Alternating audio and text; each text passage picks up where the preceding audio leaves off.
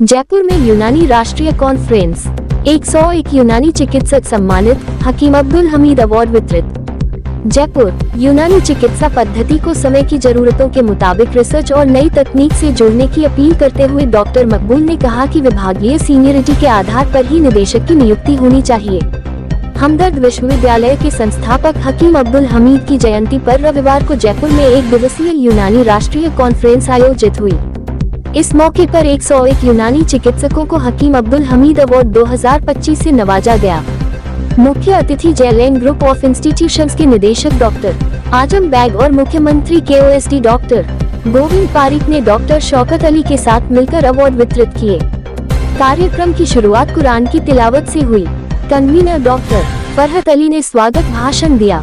Seminar में doctor Mohammad Akmal ने muscular disease पर और डॉक्टर सरफराज अहमद ने स्किन डिजीज पर अपने विचार रखे। सम्मेलन के दौरान वरिष्ठ चिकित्सक डॉक्टर मोहम्मद रोशन, डॉक्टर अमजद अली और डॉक्टर शाइनी जुल्फिकार को गोल्ड एप्रिसिएशन अवार्ड दिया गया। वहीं डॉक्टर अकमल और डॉक्टर सरफराज अहमद को शैक्षणिक क्षेत्र में योगदान के लिए सम्मानित किया गया। डॉक्टर दयार नूरानी और डॉक्टर अयूब अहमद को एप्रिसिएशन अवार्ड से सम्मानित किया गया। डॉक्टर शौकत अली अंसारी ने कहा कि हकीम अब्दुल हमीद की स्मृति में हर वर्ष ये पुरस्कार उन चिकित्सकों को दिया जाता है जिन्होंने यूनानी चिकित्सा और शिक्षा में उल्लेखनीय कार्य किया है। अंत में संयोजक डॉक्टर मकबूल अहमद ने सभी अतिथियों और चिकित्सकों का आभार जताया। मैं हिंदू हूँ मगर ईमान रखता हूँ मोहम्मद पर। कोई अंदाज तो देखे मेरे हिंदू वदाई का। हमको उस तरीके से आगे बढ़ना चाहिए और सबको साथ लेकर इस गुलसिताने गुलफशा को बेहतर बनाने के लिए, जन्नत निशान बनाने की फिक्र करनी चाहिए। इस बेहतरीन प्रोग्राम में जिसमें ऑल इंडिया यूनानी तिब्बी कॉन्फ्रेंस की तरफ से आप सब तशरीफ लाए और मुझे ये एहसास बख्शा। मैं हरगिज़ इस काबिल नहीं हूँ कि इतने बड़े लोगों के सामने मेहमान खुसूसी बनकर आपकी क्षमाफराशी करूँ, लेकिन अगर अल्लाह ने मुझे ये शब्द कहने की ताकत बख्श दी कि हम और आप मिलजुल करके इस प्रदेश को भी और इस देश को भी बेहतर बनाने का प्रयास करेंगे, तो यकीन मानना, माला छोड़िए और ये एहसास छोड़िए।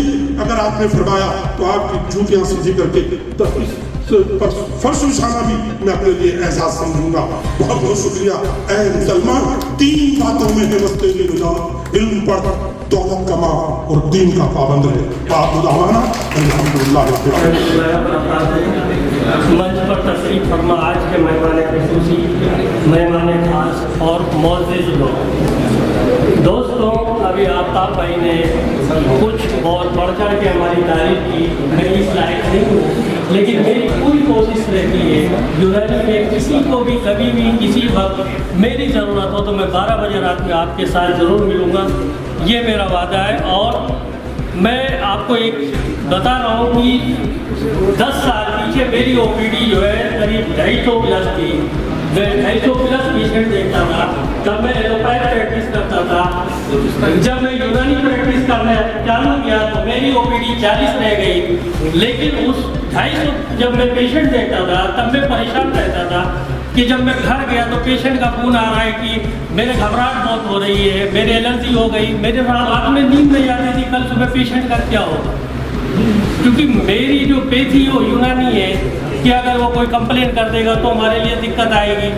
तो जब मैं यूनानी प्रैक्टिस करना शुरू किया, अल्हम्दुलिल्लाह 40 पेशेंट में मैं 250 से ज़्यादा खुशहाल रहता हूँ।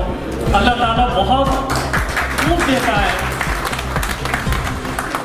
तो दोस्तों, मेरी आप लोगों से यही रिक्वेस्ट है कि आप लोग यूनानी डॉक्टर्स हैं, हम यूनानी को ज़रूर आगे बढ़ाएं। तो प्रैक्टिस करेंगे तभी आगे बढ़ेगी। और AITC एक ऐसी संस्था है जो राजस्थान में पहली बार कॉर्पोरेट हॉस्पिटल के सीने में के ऊपर जो है प्रोग्राम किया और यूनानी लेक्चर जो है उन डॉक्टरों के सामने दिया। ये एक AITC की पहली AITC एसोसिएशन है जो कॉर्पोरेट हॉस्पिटलों के साथ में मिलकर प्रोग्राम किया। और दोस्तों, आज हम सभी लोग जो इकट्ठा हुए हैं उस अजीब शख्सियत के लिए जो वो किसी भी पर्चे का मोहताज नहीं। मैं बात कर रहा हूँ जनाब हकीम हमीद साहब की। 1908 में उनकी विलादत हुई। अंग्रेज़ों का दौर था। उनका जुर्म इतना शबाब पे था आप लोग सोच सकते थे, और हिंदुस्तान के लोगों ने विदेशी चीज़ों का बाइकाट कर रखा था। उस दौर में हकीम अब्दुल हमीद साहब अपनी पुरानी पेथी यूनानी से इलाज करते हुए आ रहे थे। वो दौर कैसा था और आज दौर देखिए कैसा है। हमारे पास अच्छे जो है मेडिकल यूनानी कॉलेज है, लेक्चरार अच्छे हैं, किताबें अच्छी हैं, हम तो उनसे सपोर्ट ले सकते हैं। तो दोस्तों, यूनानी पे आप लोगों को काफ़ी ध्यान देना चाहिए। और हकीम साहब को जब ऐसा लगा कि यूनानी हमारे आसपास ही महदूद रहेगी, तो उन्होंने बहुत बड़े पैमाने पर प्रोडक्शन का काम शुरू किया। तब जाके अंदर लेबोरेटरीज वजूद में आई। मैं अपनी बात एक शेर से शुरू करता हूँ। ए दस्ते आरज़ू मुझे मंजिल की आस दे, मेरी थकन को गर्दे सफर का लिबास दे। परवरदिगार तुमने समंदर तो दे दिए, अब मेरे खुश्क होंठों को सहरा की प्यास दे। साथियों,